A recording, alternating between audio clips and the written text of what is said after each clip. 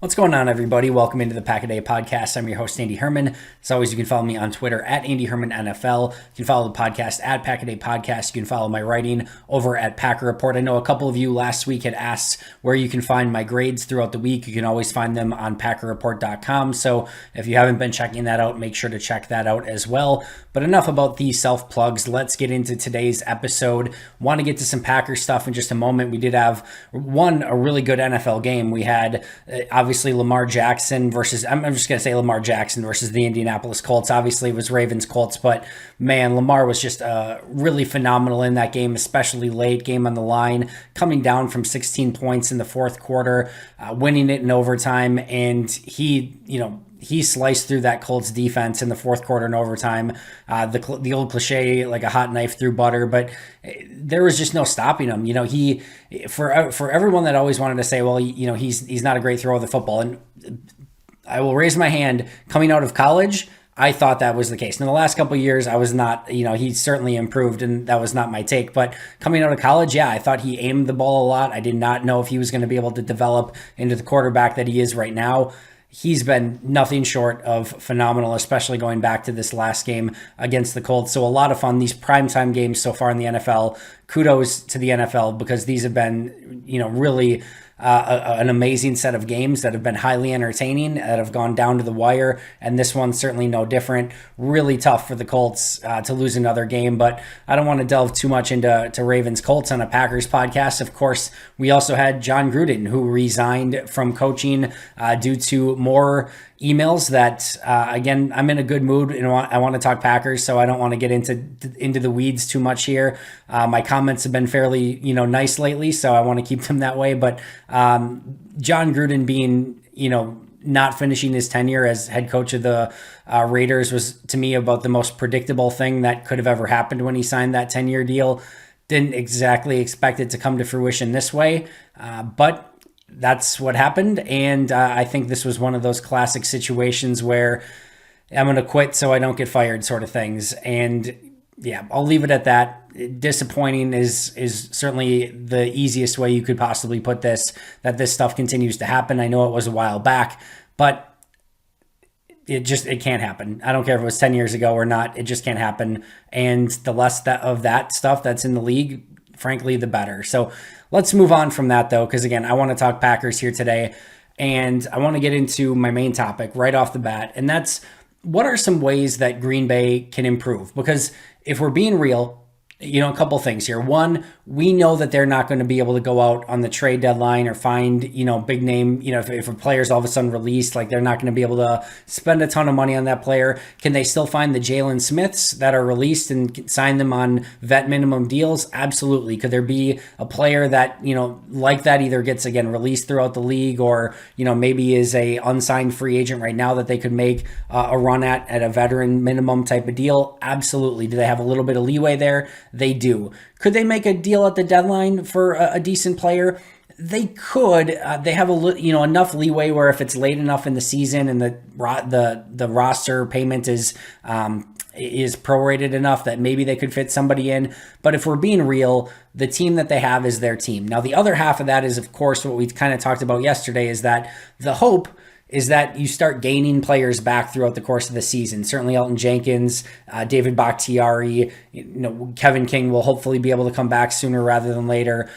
You just go down the list and there's a variety of players. Josh Myers should be back. So you hope to get Za'Darius and Jaire back at some point. We'll see if that actually happens or not, but that's how Green Bay is going to improve from a player standpoint. But overall, this team is this team. There's not going to be a ton that Brian Gutekunst is going to be able to do throughout the course of the year. So they're going to have to get better internally. There's just things that they're going to have to do better out on the field. And I think there's some easy ways to go about doing this. So I'm going to go through 5 ways that I think Green Bay can still improve as a team and the things that they need to focus on. And number 1 and number 2 on the list are by far and away the most important. And it's the red zone offense and it's the red zone defense. And let's start with the red zone offense.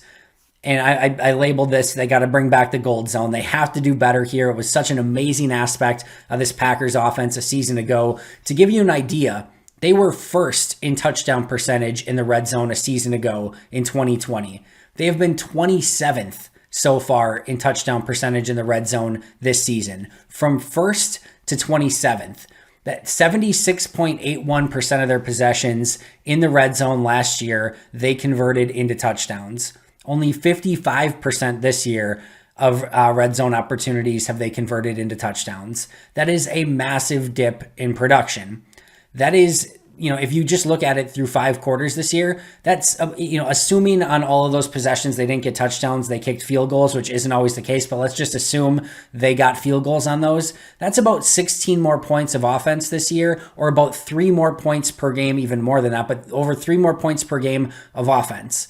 That may not sound like a ton, but imagine getting to add an extra field goal every single game. That can absolutely add up over time. That certainly fixes your issue of having to go to overtime against the Bengals. That's an extra 3 points. So that is a huge aspect, and that difference can be massive as the course of the year goes on. It may not sound 16 points, may not sound like much now over the course of 5 games. You add up 3 points over the course of a 17-game season plus playoffs.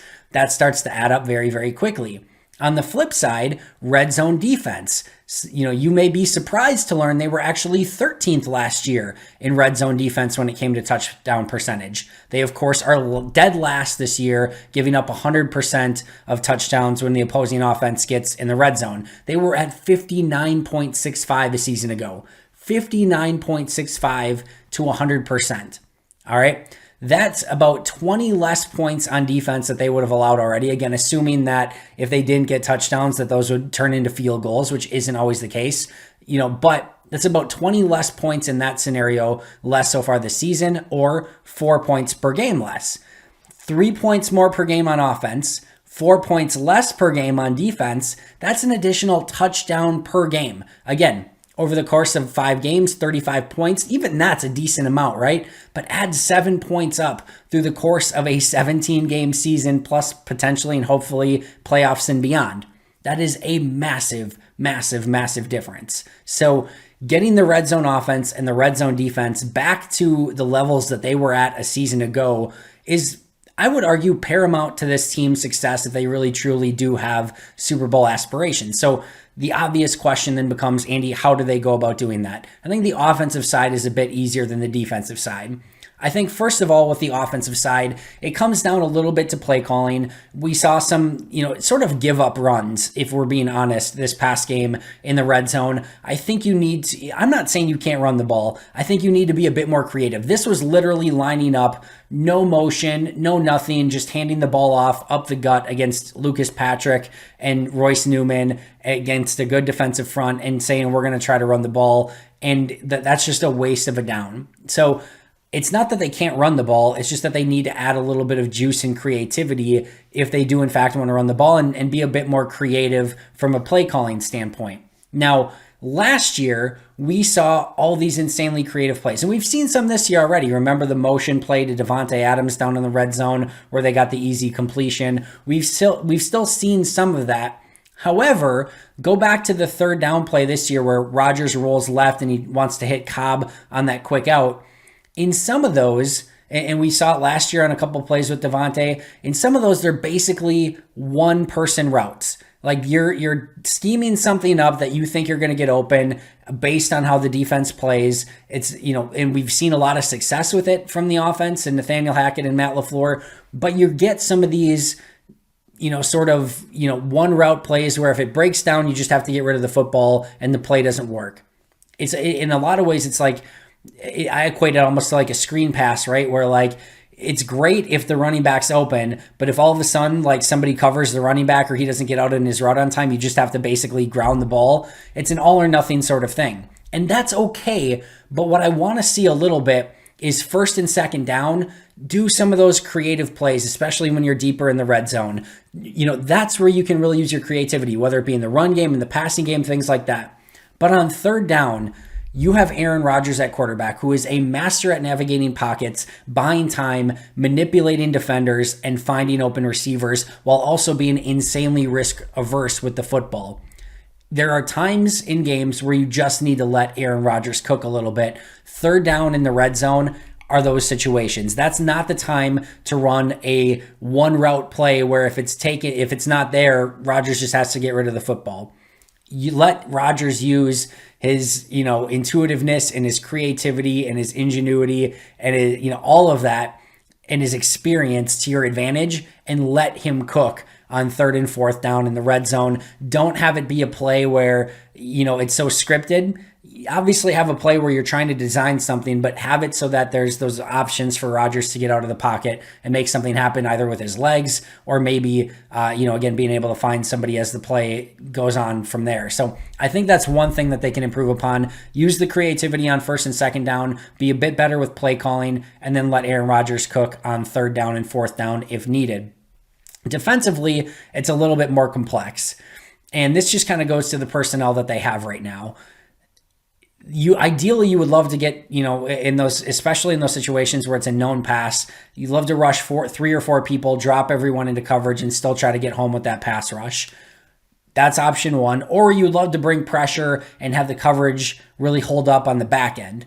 But on those plays where they're trying to, rush just 3 or 4 guys, the pass rush hasn't been good enough to get there. Now you're giving the quarterback and the opposing offense a ton of time to throw the ball. On the pressure plays, now you've got Chandon Sullivan, Eric Stokes, Kevin King, one-on-one in matchups, a lot of times with really good wide receivers, and that may not be the best way to go either. So I think the biggest thing that they have to do a better job of here is simply communication and making sure that everyone's on the same page. There's no perfect defense. You can't just say like, oh, run a 5-2 or a 4-4 or a nickel or a dime or whatever the case may be, right? It takes everyone doing their job and being on the same page. And Matt LaFleur mentioned the same thing in his press conference on Monday, that you can't have 9 guys doing their job and 2 guys failing. And that's what's going to happen, is you're going to give up touchdowns in those situations. So I think making sure that the communication is tighter in the red zone defensively, that everyone's on the same page, doing the same sort of things. Those, opposing offenses are looking for every little advantage in those really tight spaces in the red zone. So those communications when you're switching receivers, whatever the offense is trying to confuse you with, that communication becomes of the utmost importance. And it's just something that Green Bay has to do a lot better job of moving forward. Number 3 is, and I've talked about this on pregame shows, Ben Fennell and I have talked about this, it's that all gas, no break mentality, but more importantly, just like put up points. Your offense is the strength of this team. It's never going to be the defense this year. And I'm not saying even that the defense hasn't had its moments the last couple of weeks, because I think it has, but this is a offensive football team. Your special teams, you just are trying to hang on. Your defense, you're trying to hang on. Your offense is the Davante Adams, Aaron Jones, Aaron Rodgers, Bobby Tunyon, all of it, right? AJ Dillon, MVS eventually. There's so many weapons on this offense. Randall Cobb. That's where you're going to make your money. That's where you're going to win games. And I think in this last game, they held on defensively, and they got lucky that the opposing team, the Bengals, missed some field goals, because if Green Bay goes for the kill shot on some of those opportunities and can get the ball in the end zone and keep the foot on the gas, it never probably comes to that in the first place. And I think Green Bay just has to have a more aggressive mentality.